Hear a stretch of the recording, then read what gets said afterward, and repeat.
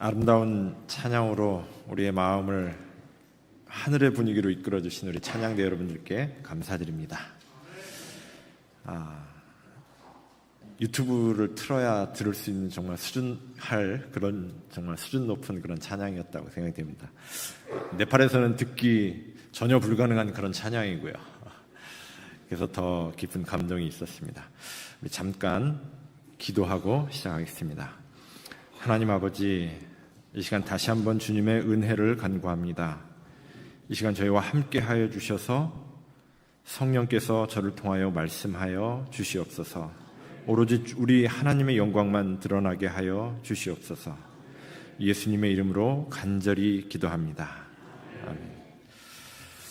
하나님의 말씀 창세기 21장 22절 제가 다시 한번 봉독해 드리겠습니다. 그때 아비멜렉과 그 군대 장관 비골이 아브라함에게 말하여 이르되 네가 무슨 일을 하든지 하나님이 너와 함께 계시도다. 아멘. 제가 어제 오늘 주제를 임마누엘이라고 말씀을 드렸습니다. 하나님 우리와 함께 계시다.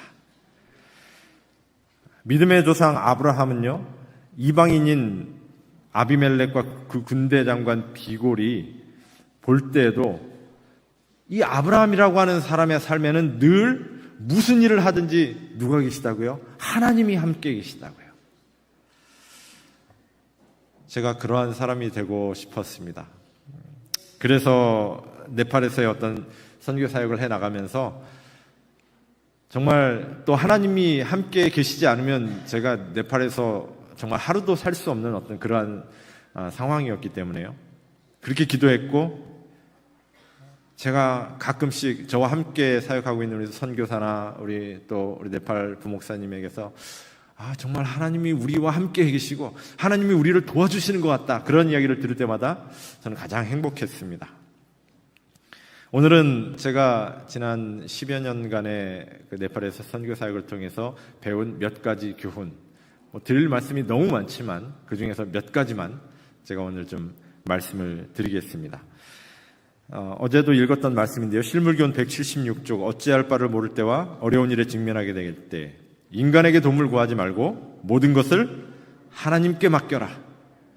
이 말씀을 제 가슴속에 새기고 이 말씀을 순종하기 위해서 이제 계속 노력을 했습니다.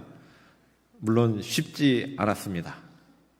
어려움, 정말 유혹이 많이 있었어요. 누구한테 조금 도와달라고 얘기하면 금방 도와줄 수 있을 텐데, 그런 생각이 들었지만 제가 하나님과 이 약속을 지키려고 참 애를 많이 썼습니다. 첫 번째 제가 배웠던 교훈은요, 다른 사람들에게 나누어 주기 위하여 하나님께 축복을 간구하면 훨씬 그 기도의 응답이라든지 그런 축복들을 제가 더 쉽게, 더 빨리, 분명하게 경험하는 것을 제가 보게 되었습니다. 제가 네팔에 가서 가장 먼저 시작한 일이 고아원이라고 어제 말씀드렸죠. 이 고아들, 처음에 이제 고아원을 시작을 하기로 하고 조그만 집을 한 칸 이제 렌트를 하고 이제 월세로 얻어서 아이들을 처음에 8명을 데리고 왔습니다. 그리고 나서 이제 교회들을 다니다 보니까 제가 아이들을 돌본다는 소식이 벌써 여러 교회들에 퍼져가지고 가는 곳마다 이제 예배 끝나고 나면 우리 담임 목사님이나 이제 우리 장로님이나 그런 분들이 저를 만나려고 기다리고 계셔요. 그 무슨 얘기 하시려고 보면 우리 교회에도 이런 아이가 있는데 이 아이도 좀 돌봐달라고, 그런 소식들이 자꾸 오는 것이에요. 그래서 저희가 이제 8명의 아이로 시작을 해서 6명의 아이를 이제 또 추가하기로 결정을 했습니다. 그리고 이제 학기가 시작될 때, 이제 학년이 바뀔 때, 그때 이제 데려오기로 저희가 결정을 하고 6명을 이제 1명씩, 2명씩 데리고 왔습니다. 아시다시피 그 6명의 아이들을 돌보려면 먹이고 재우고 입히고 또 병원도 가야 되고 학비도 내야 되고 여러 가지 이제 들어가는 비용이 있습니다. 그 비용에 대한 것은 전혀 준비되지 않았어요. 그리고 이제 하나님께 맡겼습니다. 하나님, 이제 6명 아이들 데려오니까 이 아이들 하나님이 돌보라고 하셔서 제가 돌보니까 하나님이 책임져 주십시오. 그렇게 이제 기도하면서 저와 함께 이제 봉사하는 우리 청년들과 또 우리 부목사와 함께 그렇게 기도했습니다. 그렇게 기도한 지 얼마 되지 않았을 때 제가 한 통의 카톡을 받았습니다. 한국에서 계시는 어떤 여집사님이신데 그 집사님이 아주 장문의 긴 카톡을 보내셨어요. 그 내용인즉슨 그날 새벽 기도 시간에 이 집사님께서 간절히 하나님께 여러 기도의 제목들을 놓고 기도하는 중에 그 집사님의 표현을 그대로 빌리면 음성이 들렸대요. 성령께서 저에게 음성을 들려주시기를 네팔의 고아들을 도와라 그렇게 말씀하셨다는 거예요. 그래서 제가 오늘부터 얼마를 보낼 테니까 이 자금은 매달 제가 보내드리겠습니다. 이 자금은 꼭 고아들을 위해 써주십시오. 그렇게 문자가 온 거예요. 근데 그 액수가 얼마였냐면 정확히 6명의 아이들을 돌볼 수 있는 그 금액이었어요. 제가 아무에게도 우리가 아이들을 더 데려옵니다. 자금이 필요합니다. 도와주십시오. 후원해 주십시오. 광고하거나 연락하지 않았습니다. 약속한 대로 하나님께만 기도했어요. 하나님께서 그렇게 들어주시고 그 집사님께서 지금 거의 10년 가까이 매달 아이들을 위해서 후원을 해주고 계십니다. 그 아이들이 자라서 지금 이렇게 컸어요. 예, 저보다 키가 더 큰 아이들이 몇 명이 있습니다. 그리고 이제 어제 보여드렸던 사진처럼 지금 5살짜리부터 17살짜리 우리 아이들이 함께 모여서 이렇게 행복하게 생활하고 있습니다. 제가 우리 아이들을 저희 고아원에 오기 전에 그 아이들을 데리러 가서 찍은 사진과 현재 우리 고아원에서 찍은 사진을 비교를 해봤는데요. 그 아이들의 사진이 오기 전에는 정말 어두웠던 아이들이 지금은 얼굴이 밝게 변한 것을 보게 됩니다. 그 비슷한 때쯤 또 한 번에 제가 놀라운 경험을 했는데요. 저희 고아원에서 한 70km 떨어진 곳에 또 우리 재림교인이 운영하는 고아원이 한 곳 또 있습니다. 24명의 아이들이 있었어요. 근데 그분이 저에게 새로운 학기가 시작되기 전에 우리 아이들 이제 교복도 사야 되고 학비도 내야 되고 교과서도 사야 되고 할 것이 많은데 지금 우리가 돈이 없다고 저에게 전화를 하신 거예요. 왜 저에게 전화를 하셨을까요? 저는 부자 나라 한국에서 왔으니까요. 네팔 사람들에게 있어서 가장 가고 싶어 하는 나라가 어디냐면 한국입니다. 왜냐하면 네팔은 인구가 3천만 명 중에 한 400만 명이 해외 노동자로 나가 있어요. 그래서 이 해외 노동자로 나가는 게 이 젊은이들의 꿈인데 그 중에 어느 나라에 가서 가장 돈을 많이 벌 수 있냐면 한국에 가면, 한국은 이 시험 봐가지고 한글 시험만 합격하면 갈 수 있거든요. 그래서 한국에 와서 돈을 많이 법니다. 그래서 저희도 이제 한글을 가르쳐가지고 한국에 지금 들어와서 돈을 벌고 있는 우리 네팔 청년들이 많이 있습니다. 그 청년들이 아주 좋아해요. 그래서 네팔 젊은이들은 다 말 그대로 코리안 드림을 갖고 있습니다. 이분도 이제 제가 부자 나라 한국에서 왔으니까 뭔가 나올 수 있겠지 하고 이제 저에게 전화를 하신 거예요. 제가 그래서 그렇게 말씀드렸습니다. 얼마 정도 필요합니까? 그랬더니 약 한 $1,500 정도가 필요하대요. 그래서 제가 그랬습니다. 제가 지금 당장 드릴 돈이 제 주머니에 있지는 않지만 우리 함께 기도하자고, 하나님께서 주실 거라고 그렇게 말씀드렸어요. 그리고 나서 이제 그 다음날 제가 시장에 갔다가 그분을 또 거기서 만났어요. 이분이 제 손을 꼭 잡더니 또 같은 말씀을 하시는, 좀 도와달라고. 그래서 제가 똑같이 대답했습니다. 기도하자고. 근데 이분이 표정이 별로 안 좋았어요. 왜 표정이 안 좋았나 했더니 그 전에 이제 도움이 필요할 때마다 이제 목사님들이나 또 선교사들이나 장로님들이나 이런 분들한테 도움을 여러 번 요청을 했는데 그때마다 돌아온 대답은 뭐였냐면 기도합시다. 그리고 현찰은 온 적이 없는 거예요.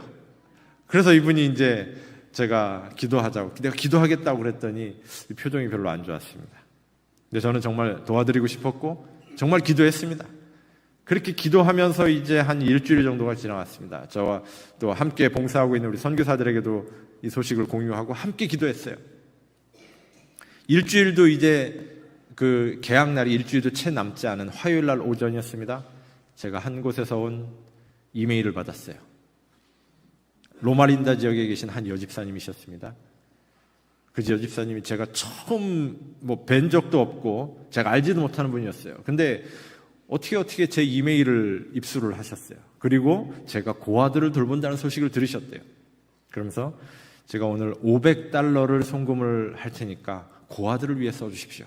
그렇게 연락이 온 거예요. 아, 하나님께서 또 움직이시는구나. 왜냐하면 제가 우리 이 고아원 아이들 도와줘야 되니까 도와주십시오. 아무에게도 제가 연락하거나 광고하지 않았거든요. 그날 오후가 되었습니다.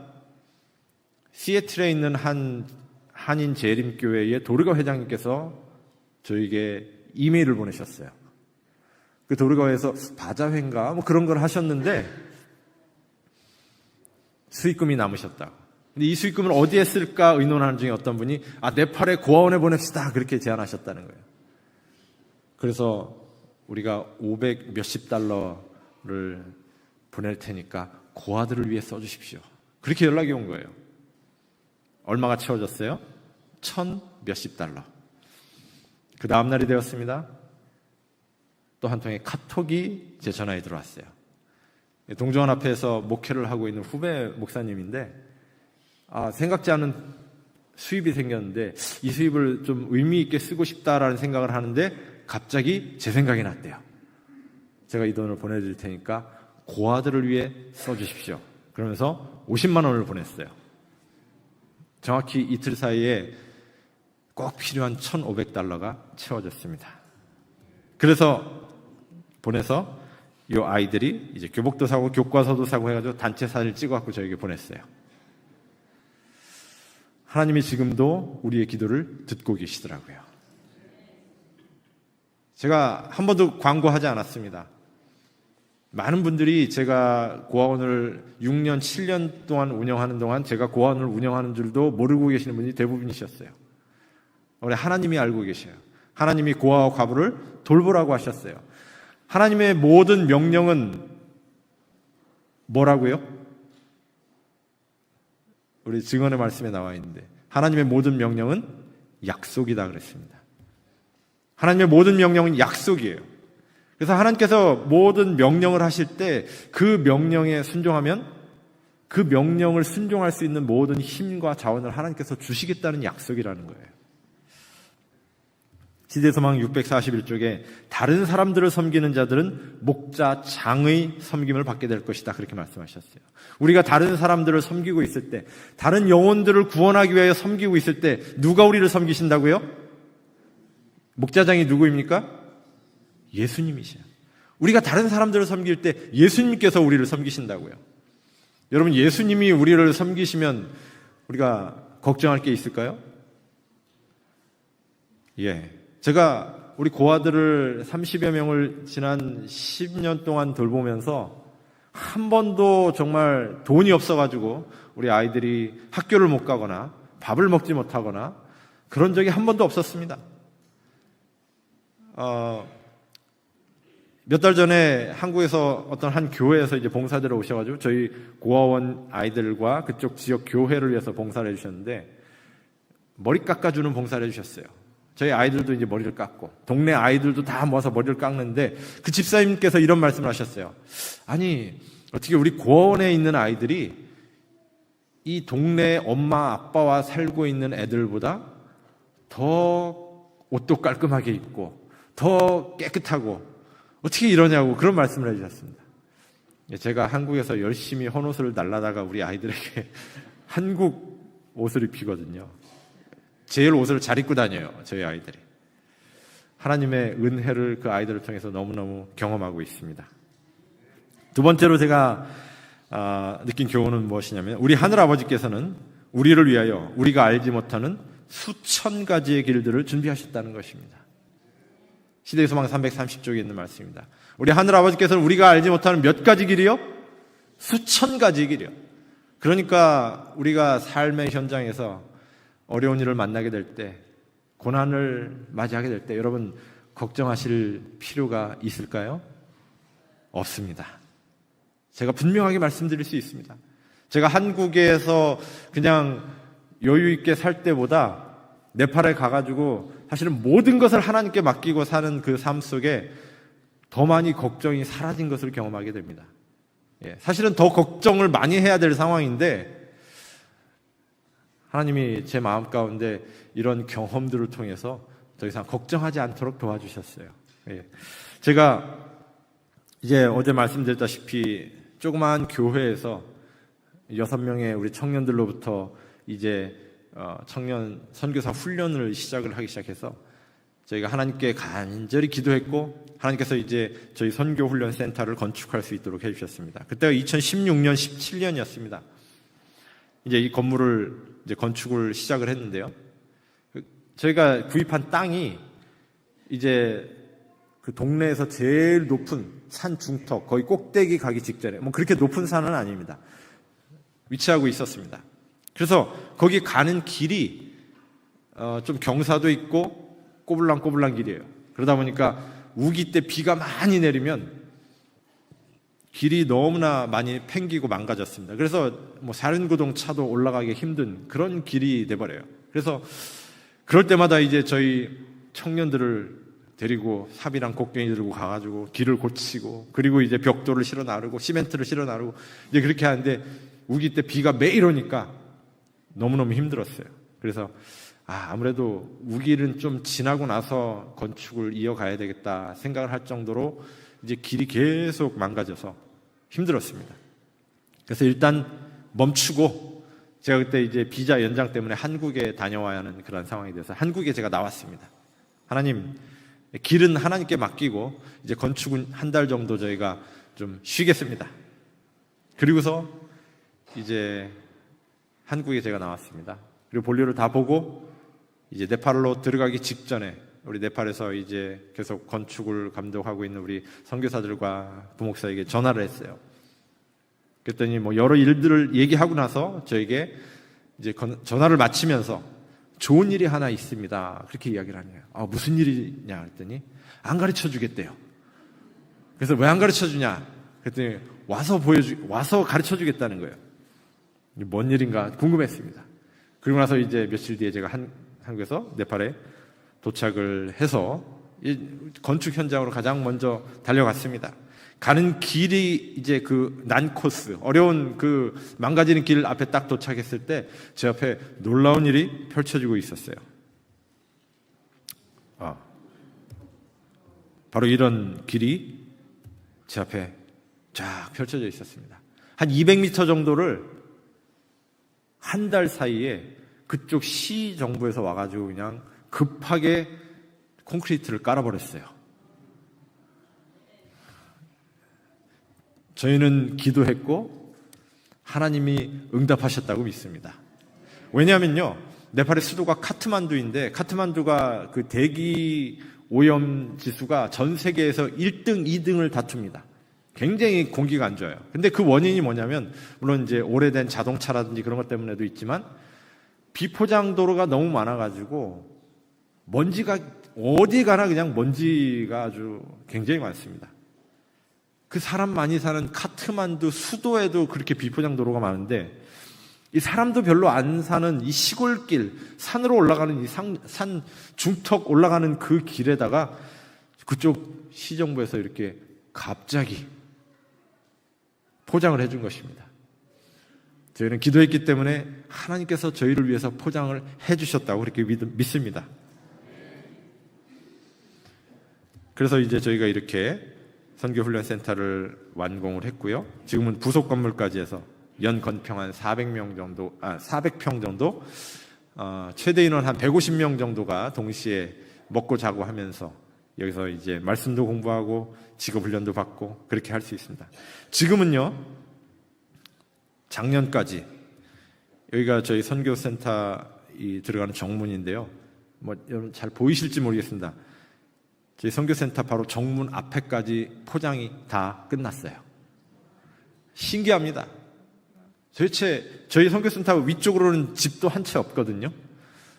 사람도 안 사는데 그 시 정부에서 싹 포장을 해줬어요. 하나님께서 해주셨습니다. 우리가 알지 못하는 몇 가지 길을 가지고 계시다고요? 수천 가지 길을. 제가 네팔에서 이제 이 선교 훈련 센터를 건축을 하다가 이제 마지막 이제 마무리 공사를 하던 중에 이제 한국에서 제가 이제 마지막 마무리 공사 자금을 가지고 네팔에 딱 도착을 했어요. 그래서 이제 그것을 환전을 해가지고 네팔이 그때만 해도 송금 시스템이라든지 이런 것들이 많이 안 좋았기 때문에 은행에 분명히 돈이 있는데 은행에 갔더니 지금 현금이 없대요. 그 내일 오라고 그래요. 한국이나 다른 선진국에서는 참 이해할 수 없는 일이지만 네팔에서는 그런 일들이 있었습니다. 그래서 제가 이제 현금을 가지고 비행기를 타고 이동하다가 공항 검색대에 걸려버렸어요. 왜 이렇게 현금이 많냐고. 뭐 전에도 늘 그러고 다녔는데 그날따라 이제 저를 잡더니 뭐 조사를 하겠다고.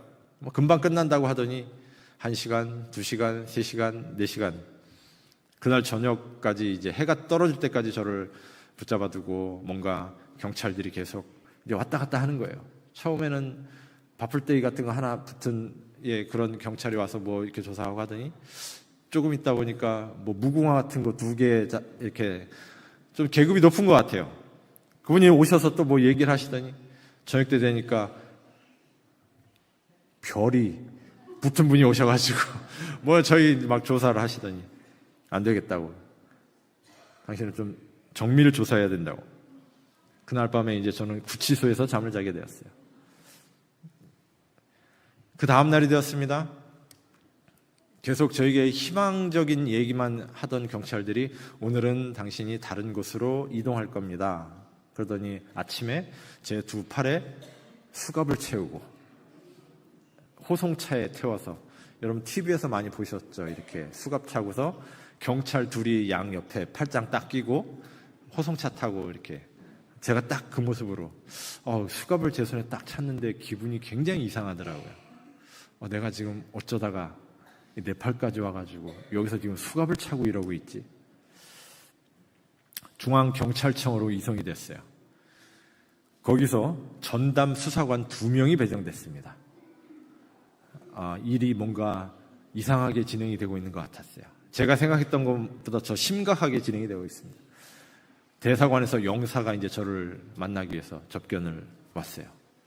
난 잘못한 게 없는데, 그 돈의 출처와 환전하는 모든 과정, 모든 것 다 투명하게 다 소명이 됐고 아무 문제가 없는데, 근데 이 수사관들이 저를 놔주질 않는 거예요.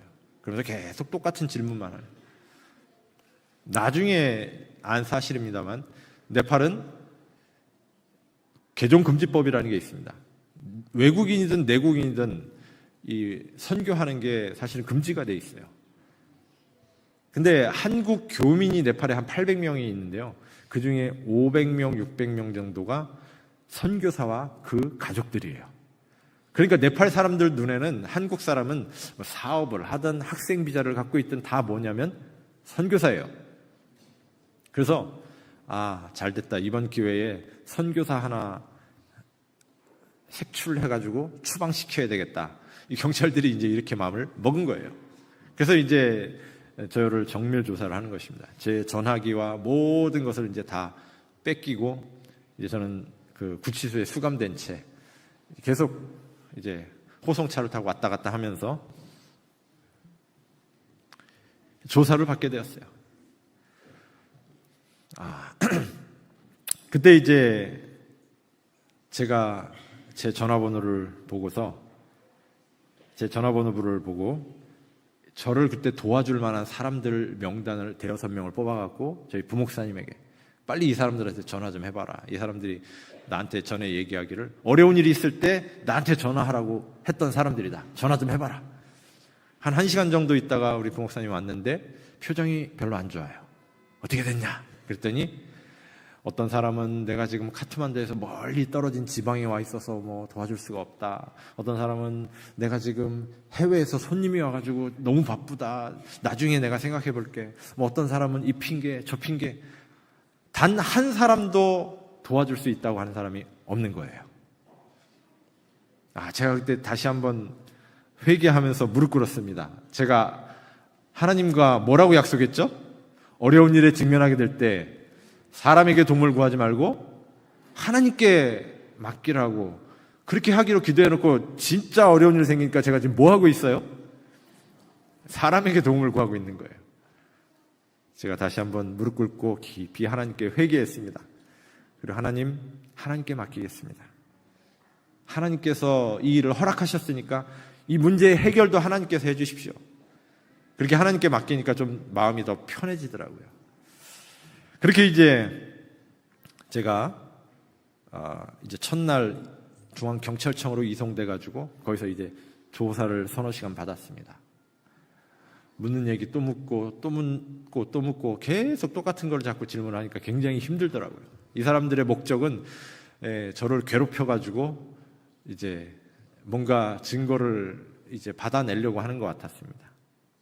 근데 그때 이제 제가 조사실에서 조사받고 있는 동안 우리 네팔 부목사님이 그 조사실 밖에서 복도에 앉아가지고 계속 기도하고 있었어요. 그런데 그때 이제 그 경찰청에 근무하는 한 여자 고위직 경찰 간부가 저희 부목사님에게 왔어요. 그러더니 물어보더래요.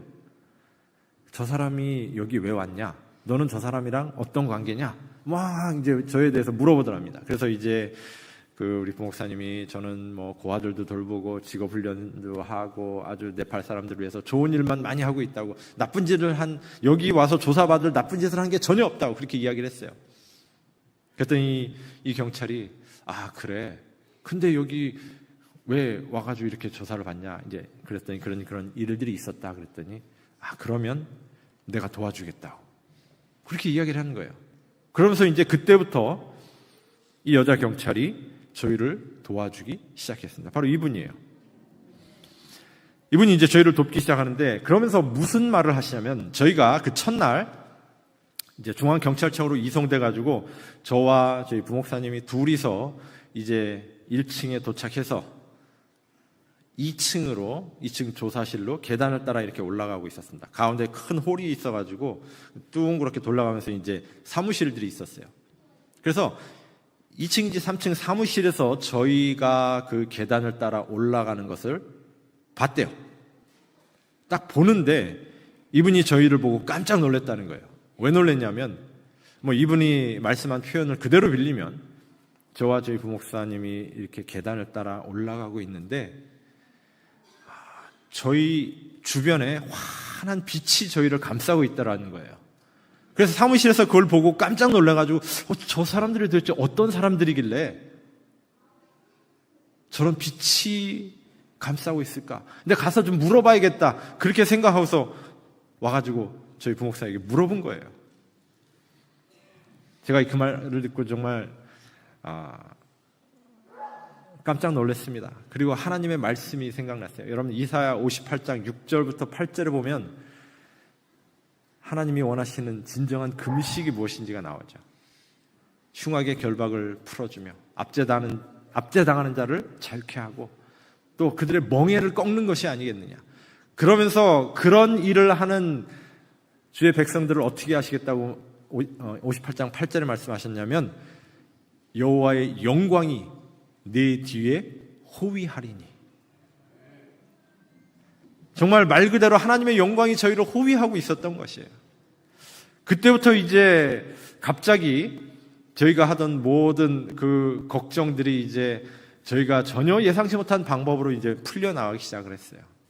그래서 제가 닷새 동안 물론 왔다 갔다 하면서 이제 굉장히 힘든 시간을 보내면서 구치소에서 조사를 받았습니다. 그리고 금요일 오후가 되었을 때, 오후 4시가 딱 되었을 때 드디어 저희 조사관 둘이 그날 조사를 마치더니 우리가 당신을 오늘 석방하기로 결정했습니다. 그렇게 이야기했어요. 그러더니 단 조건이 있습니다. 뭐냐? 1시간 안에 보석금으로 한국 돈 한 1,000만 원 정도를 현금으로 마련해서 가져오라. 제가 가지고 있는 돈 다 뺏어가고 은행도 문 닫은 오후 4시에 네팔에 어디 가서 제가 그 현금 1,000만 원을 구해올 수가 있겠어요. 그래서 그 말을 들었을 때 이 사람들이 지금 나를 석방을 안 하려고 그러는 건가? 이제 그런 생각이 들었습니다. 그래서 어쨌든 그래서 여기저기 제가 이제 알아볼 수 있는 내가 다 알아봤지만 그 시간에 현금 1,000만 원을 1시간 안에 구해올 수가 없었어요. 다시 한번 하나님께 기도했습니다. 하나님, 제가 오늘 안식일 되기 전에 석방 되는 게 하나님의 뜻이면 1,000만 원 보내주시고, 아니면 제가 구치소에서 안식을 보내겠습니다. 그렇게 이제 기도를 했어요. 그러고 나서 조금 있으니까 이제 대사관에서 영사님이 오셨더라고요.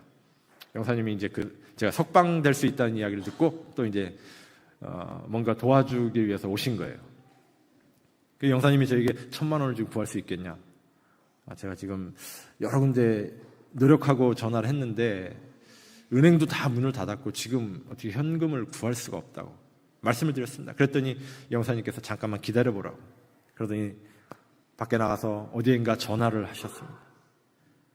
어디엔가 전화를 막 하고 한 10분 뒤에 들어오시더니 구할 수 있을 것 같다고 그렇게 얘기하시는 거예요. 아니, 영사님, 이 시간에 1,000만 원을 어디에 가서 구합니까? 어디서 구하셨습니까? 그랬더니 네팔에 진출해 있는 우리 한국 기업, 대기업 지사장님에게 전화를 하셨대요. 그래서 지금 이런 상황인데 우리 한국 교민 한 분이 지금 이런 상황인데 혹시 현금으로 1,000만 원을 지금 갖고 계십니까? 그렇게 물어봤대요. 그랬더니 이 지사장님이 그렇게 대답을 하대요.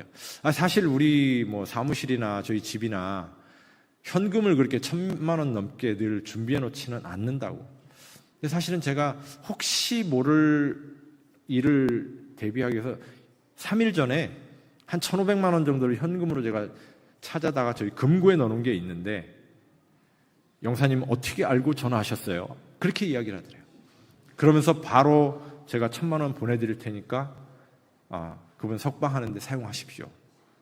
그러면서 1,000만 원을 바로 기사를 보내가지고 저희 경찰청으로 보내주셨어요. 예, S전자 지사장님이십니다. 예, 그 뒤로 저희 가족은 S전자 제품만 사용합니다. 앞으로도 그렇게 할 겁니다. 예. 그 지사장님이 한 번 일면식도 없는 저를 위해서 그 1,000만 원의 자금을 그냥 현금을 바로 보내주셨어요.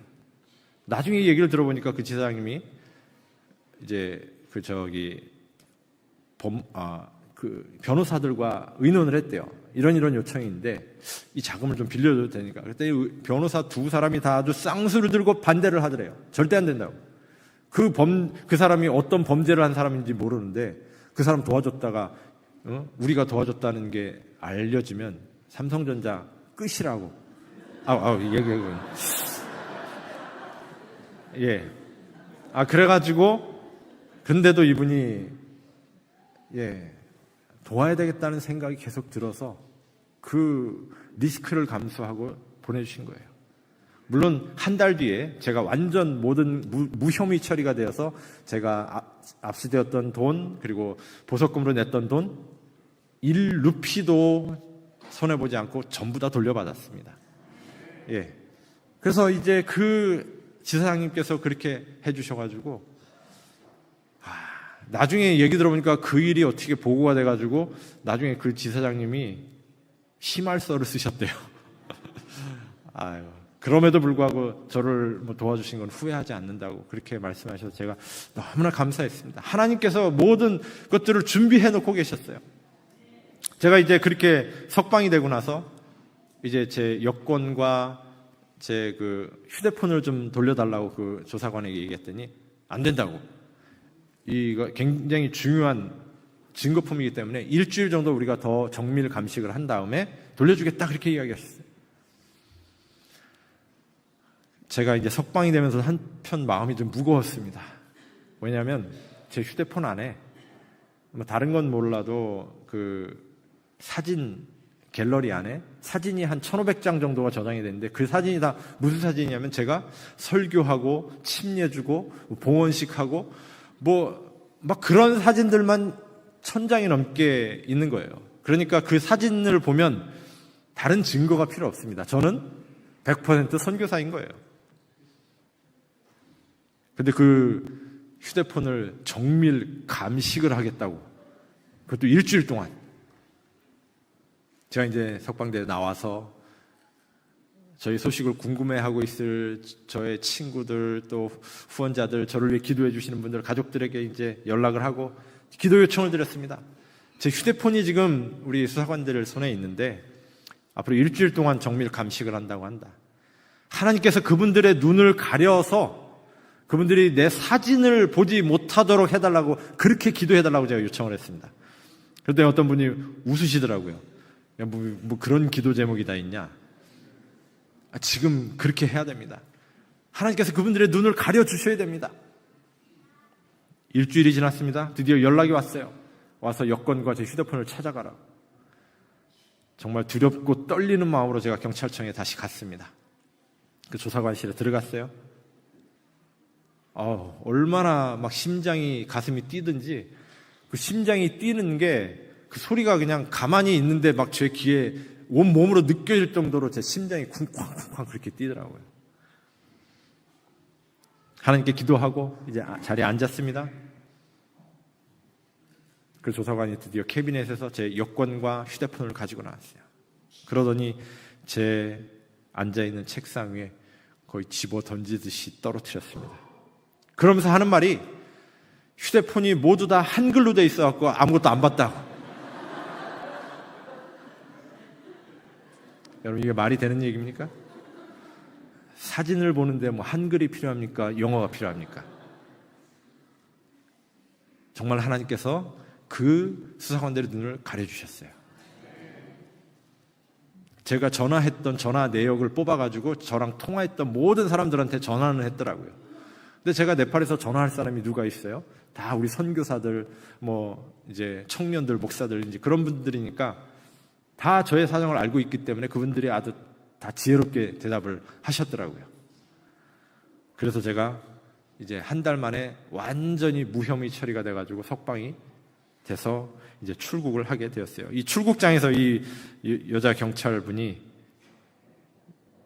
이제 공항까지 저를 배웅을 나와줬어요. 얼마나 저를 많이 도와주셨는지. 지금은 저희 부목사님과 누나 동생 하면서 성경을 공부하고 있습니다. 예. 작년에는 승진했다고 이 표창, 그 훈장을 대통령에게 받는 사진을 또 저에게 보내줬어요. 가장 어려운 상황에서 정말 아무것도 방법이 없다고 생각되는 그 순간에 하나님께서는 제가 알지 못하는 수천 가지의 길을 이미 가지고 계시더라고요. 준비하고 계셨는데 제가 제 마음대로 제 길을 찾으려고 했던 참 그런 연약한 저의 모습을 제가 발견하게 되었습니다. 그리고 지난 한 달 전에 이제 미국에서 안천수 목사님이란 은퇴 목사님과 또 한국에서 여러 우리 장로님 집사님들이 발 마사지 봉사단이 오셔가지고 네팔에서 전도회를 했어요. 이 전도회를 하기 전에 또 한국에서 오신 은퇴 목사님 세 분이 오셔가지고 네팔에서 이 개신교회 목사님들, 다딩이라고 하는 지역에서 바로 이 장소였습니다. 이 장소에서 개신교회 목사님들을 위한 전도회를 했는데 목사님들이 그때 180명이 참석을 했어요. 개신교회 목사님들이 180분이 참석을 해가지고 정말 뜨겁게 말씀을 공부했습니다. 그리고 나서 이제 그분들이 요청하기를 우리만 공부할 게 아니라 우리 성도들도 좀 공부할 수 있는, 말씀을 들을 수 있는 기회를 달라. 그래가지고 이제 저희가 이번 전도회를 계획한 거예요. 발 마사지도 하고 이제 성도님들이 이렇게 200명 넘게 꽉 차게 모여가지고 여기서 이제 말씀을 공부했어요. 근데 저희가 이 전도회를 하는 첫날 이 전도회 장소 앞에서 막 큰 소리가 나고 웅성웅성하는 소리가 나고 막 들리는 거예요. 무슨 소린가 봤더니 이제 그때 저희의 집회에 참석하기로 결심한 개신교회 목사님들과 성도들이 이제 오셨는데 이제 저희 집회를 반대하는 또 다른 이제 개신교회 목사님들 그쪽 연합회가 있었어요. 그분들이 이제 사람을 보내가지고 우리 집회를 못하게 하려고 방해를 하는 거예요. 약간 이렇게 몸에 문신 있고 뭐 그런 분들 있잖아요. 이렇게 체격 좋고 막 그런 분들까지 오셔가지고 막 저희를 물리력으로 힘으로 밀어붙이면서 저희가 붙여놓은 플랜카드를 떼고 막 찢으려고 하고 아주 험상궂은 이제 그러한 상황이 발생을 했습니다. 그래서 저희가 이제 그런 모든 상황을 최대한 이제 무리 없이, 그래서 이제 그분들을 잘 이해를 시키고 이제 또 다시 경찰서에 갔어요. 그분들이 신고를 해가지고 경찰서에 갔습니다. 경찰서에 가가지고 이제 저희가 이런 이야기들을 다 했습니다. 그러자 이제 경찰 그 지역 그 디스트릭트에 경찰서장이 있고 부서장이 있는데 그 부서장이 직접 저희가 뭘 하고 이제 와서 이제 보겠다고. 그래서 저희가 이제 어쨌든 그렇게 하고 시작을 했습니다. 먼저 발 마사지 봉사와 발 마사지 교육을 시작을 했어요. 이렇게 이제 발 마사지 베드 20개를 만들어 놓고 40명의 이제 봉사자들과 성도들이 모여서 이제 했습니다. 이 부서장이 와서 보니까 뭐 하고 있어요? 한국에서 온 한국 사람들이 이 뽀얀 손으로 그 시커멓고 때 묻고 흙 잔뜩 묻은 먼지 잔뜩 묻은 네팔 사람들의 발을 지금 뭐 하고 있는 거예요? 그 발을 씻기고 거기에 크림을 발라가지고 마사지를 해주고 있는 거예요. 이 부서장님이 딱 보더니 이게 뭐 문제가 있냐고. 아무 문제 없다고. 계속 하라고. 내가 보호해주겠다고. 그렇게 이야기하고 가버리셨어요. 그러고 나서 이제 그 부서장님이 자기 부하 이제 젊은 경찰 하나를 보내가지고 일주일 내내 이 발 마사지 하는 교육을 받게 했어요. 그래가지고 이 발 마사지 교육 잘 받아서 앞으로 자기 경찰서에 와가지고 상관들 발 마사지 하라고. 그리고 또 그런 사람들이 와서 저희를 이제 어렵게 하거나 방해하지 못하도록 이분이 자기 선에서 모든 문제를 다 해결해 버리셨습니다. 그리고 이제 저희가 마치는 안식일에 이렇게 침례식을 했거든요. 침례식을 하는 순간까지 경찰들을 보내가지고 저희를 보호해 주셨어요. 요즘 저희는 전도회 할 때 경찰서에 이렇게 전화해가지고 신변 보호 요청을 하면 경찰 한 두세 분이 와가지고 저희 전도회를 보호해 줍니다. 이제 경찰이 더 이상 무섭지 않아요. 하나님께서 우리가 알지 못하는 수천 가지 길들을 준비하고 우리를 보호하시고 우리와 함께 계심을 저희가 경험하고 있습니다. 선교봉사 258쪽에 사람의 의지와 하나님의 뜻이 협력할 때 그것은 어떤 것이 된다고요? 전능한 것이 된다고요. 하나님께서 하라고 명령하신 것은 무엇이든지 그분의 힘을 의지하여 이룰 수 있다. 그가 명하는 모든 것은 다 할 수 있는 것들이다. 교회증언 1권 518쪽에 하나님께서 말씀하실 때는 그대로 된다는 것을 의미한다. 하나님이 말씀하시는 것은요 그대로 되더라고요. 제가 해봤잖아요. 제가 안 해보고 여러분들께 말씀드리는 게 아니라 제가 다 해본 것만 지금 말씀드리는 겁니다. 그래서 좀 요즘 하나님께 많은 것들을 기도합니다. 뭐 간이 좀 부었다고 할까요?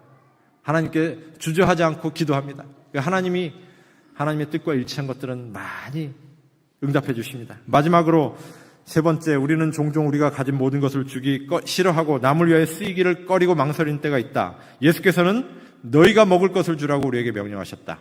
여기 나오죠. 그분의 명령은 일종의 약속이다. 여러분 시간이 다 됐는데요. 제가 한 10분만 더 말씀을 드려도 되겠습니까? 네, 준비된 말씀이 있어서 제가 최대한 빨리 마치겠습니다. 감사합니다.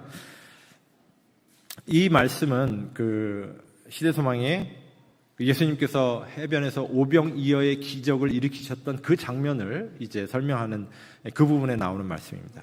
예수님께서는 너희가 뭘 가지고 있든지 너희가 먹을 것을 먼저 줘라. 그렇게 말씀하고 계시는 거예요. 제가 이런 경험을 참 많이 했습니다. 제가 가진 게 비록 작지만 그 가진 것을 나누니까 하나님이 그것을 몇 배 뻥튀기를 해주셔가지고 더 큰 축복을 경험하도록 해주시는 그런 경험들을 합니다. 한 번은 네팔의 챗방이라고 하는 지역, 정말 오지입니다. 저희가 이제 이런 픽업 트럭을 타고서 요런 이제 협곡길로 약 한 2시간 정도를 아주 산골길로 이제 갔습니다. 이런 길을 차 타고 가면 참 스릴 있겠죠? 예. 뭐 롤러코스터 탈 필요 없습니다. 예. 이제 이렇게 한 2시간을 가서 저희가 내려가지고 이제 싸가지고 간 모든 뭐 양식들, 쌀, 라면, 뭐 과일, 야채 이런 것들을 가지고 이제 내려서 이런 길로 한 3시간을 또 걸어가야 돼요. 예, 그 동네 아이들입니다. 이 동네가 얼마나 가난한 동네인지요. 네팔에서도 이 부족들 중에서 가장 근대화가 덜 된, 늦은 그런 부족들입니다. 이들의 그 주식은 뭐냐면 지금도 옥수수와 감자. 쌀밥은 1년에 뭐 10번도 먹기 힘든 그러한 가난하고 그러한 아주 진짜 산골 동네입니다. 쌀 농사도 할 수 없는.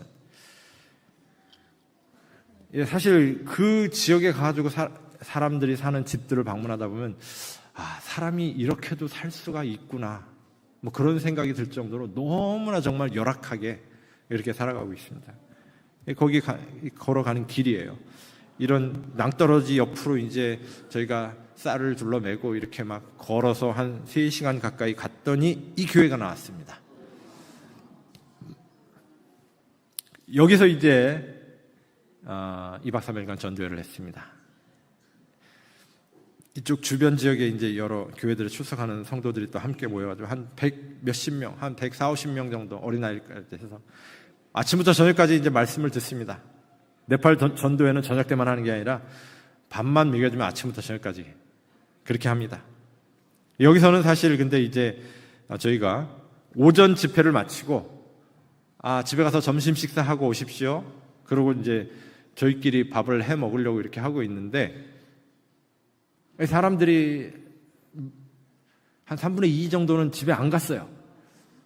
그리고 이제 저희가 밥을 하고 있는데 자꾸 밥하는데 와가지고 기웃기웃하고 뭐 먹나 쳐다보고 그러고 있는 거예요.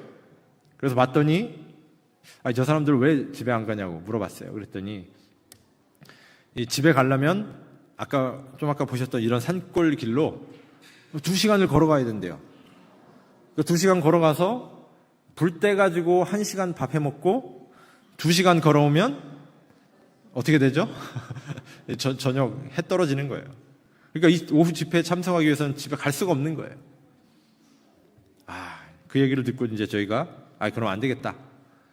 그냥 우리 사가지고 온 쌀이랑 뭐 해가지고 다 같이 여기 남아있는 사람 먹자. 그래가지고 그냥 쌀 저희가 이제 25kg짜리 한 포대를 사가지고 갔는데 그걸 그냥 밥을 해가지고 먹었어요. 오후 집회를 또 했습니다. 집회하고 나서 저녁도 또 남아있는 사람들이랑 해가지고 또 먹었어요. 저희가 가지고 간 쌀은 25kg짜리 한 포대였습니다. 그 다음날이 됐습니다. 또 이제 집에서 아침은 먹고 와서 오전 집회하고 점심 식사 시간이 되었어요. 사람들이 집에 안 가니까 어떻게 합니까? 또 밥을 다 같이 그냥 먹었어요. 그리고 저녁 때도 또 집회하고 그리고 그 다음날까지 이제 오전 집회 마치고 점심 먹고 저희가 이제 마쳤습니다. 집회 다 마치고 돌아오는 길에 식사를 담당했던 저희 선교사 청년들이 이런 얘기를 하는 거예요. 근데 아주 희한한 일이 있었습니다. 무슨 일이냐? 저희가 가지고 간 쌀은 25kg짜리 한 포대인데 저희가 거기서 지금 2박 3일 동안 계속 뭐 최소 50명에서 100명이 4끼인가 5끼 밥을 해 먹었다는 거예요. 밥을 첫날 이제 제일 많이 사람들이 와가지고 거의 바닥이 보일 정도로 이제 그래서 밥을 해가지고 먹고 저녁 때 가보니까 쌀이 있더래요. 그래가지고 그걸 또 퍼서 밥을 다 해 먹었어요. 그 다음날 보니까 어제 분명히 거의 바닥까지 긁은 것 같은데 쌀이 또 있더래요. 그래서 또 긁어가지고 밥을 했어요. 저희 올 때까지 계속 쌀이 있었어요. 그러면서 도대체 이런 일이 어떻게 가능한지 모르겠다고 이 두 청년이 아주 막 흥분해가지고 이야기를 하는 거예요. 말씀드렸죠. 여기는 어디 뭐 슈퍼나 아니면 배달의 민족에 전화해가지고 배달 올 수 있는 곳이 아니에요. 그 협곡으로 2시간 넘게 차를 타고 가서 3시간 넘게 걸어가야 있는 교회가 여기였어요. 근데 이곳에 쌀이 떨어지면 다시 채워지고, 쌀이 떨어지면 다시 채워지고. 무슨 일일까요? 하나님께서 지금도 오병이어의 기적을 일으키시는 그 경험을 저희가 했습니다. 지금도 주님의 복음을 위하여 나가는 주의 백성들을 위해서 하나님께서는 그 이적을 지금도 일으키고 계시다는 사실을 저희는 경험한 것입니다. 제가 다니는 길입니다. 어느 날 바위가 갑자기 떨어져가지고 길을 막고 있더라고요. 또 아슬아슬하게 이제 절벽 옆으로 이렇게 두 차가 또 비켜가기도 하고, 때로는 이런 다리를 이제 건너서 선교지에 이제 가야 되기 때문에 이렇게 다리를 건너갈 때도 있고요. 예. 아까 보신 것 같이 이런 협곡길도 많이 다니고요. 한 번은 차를 빌려가지고 이제 다리가 없는 강을 건너가다가 차가 뒤집어지기 직전에 섰어요. 차 안으로 물이 콸콸콸 들어올 때 이제 저희가 내려가지고 이제 트랙터 불러다가 차를 꺼냈습니다. 뭐 그런 길을 간다 할지라도 뭐 그렇게 무섭거나 두렵지가 않습니다. 왜냐하면 하나님께서 주신 약속이 있기 때문에요. 예, 우리 어제 배홍진 장로가 제 친구라고 말씀드렸잖아요.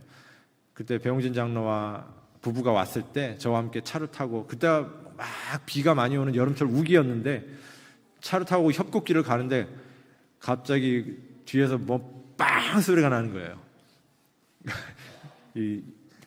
이제 절벽에서 이만한 돌덩이가 떨어져가지고 저희 이 픽업 트럭 뒤쪽에 적재 함정을 꽉 때렸어요. 그러더니 막 흙이랑 막 쏟아지기 시작하는 거예요. 그래가지고 얼른 막 앞쪽으로 차를 빼가지고 이제 더 큰 위험을 해서 저희가 벗어난 적도 있습니다. 뭐 그럼에도 불구하고 하나님께서 저와 함께 계시다, 임마누엘 하나님이 매 순간 함께 하신다는 그 확신이 있기 때문에 제가 지금도 뭐 별로 두려워하지 않습니다. 어떤 때는 제가 운전하고 가고 있는데 1m가 넘는 비가 많이 오는 날이었는데요, 1m가 넘는 큰 바위돌이 제 바로 한 3, 4m 앞에 뚝 떨어져서 떼굴떼굴 굴러간 적도 있고요. 예. 시대소망 667쪽입니다. 하나님께서는 사람들을 구속하는 당신의 놀라운 계획이 다만 보잘것없는 결과만을 성취하도록 계획하지 않으셨다. 자력으로 할 수 있는 일을 신뢰하지 않고 하나님께서 그들을 통하여 하실 수 있다고 믿고 일을 하기 위해 나가는 모든 사람들은 그분의 약속의 성취를 확실히 깨달을 것이다. 자력으로 할 수 있는 일을 신뢰하지 않고요. 우리가 하나님의 일을 한다고 하고 하나님을 믿는다고 하면서도 종종 우리는 굉장히 상식선에서 일을 하려고 하는 것을 보게 됩니다. 내가 알고 있는 지식, 그리고 내가 받은 교육, 그리고 우리가 가지고 있는 재정, 그리고 상식 안에서 하나님의 일을 하려고 해요. 근데 하나님의 일은 상식으로 하는 게 아니더라고요. 굉장히 어떻게 보면 몰상식해야 하나님의 일이 이루어지는 것을 제가 보게 됩니다. 네. 그래서 내가 할 수 있는 일, 그러한 것을 의뢰하는 것이 아니라 하나님께서 나를 통해서 할 수 있다고 믿고 있는 그 일을 의지하며 나아갈 때 우리는 하나님의 약속의 성취를 경험하게 된다는 것입니다. 제가 한 모든 일들이 그런 일들이었어요. 뭐 지금까지 한 모든 일들이요.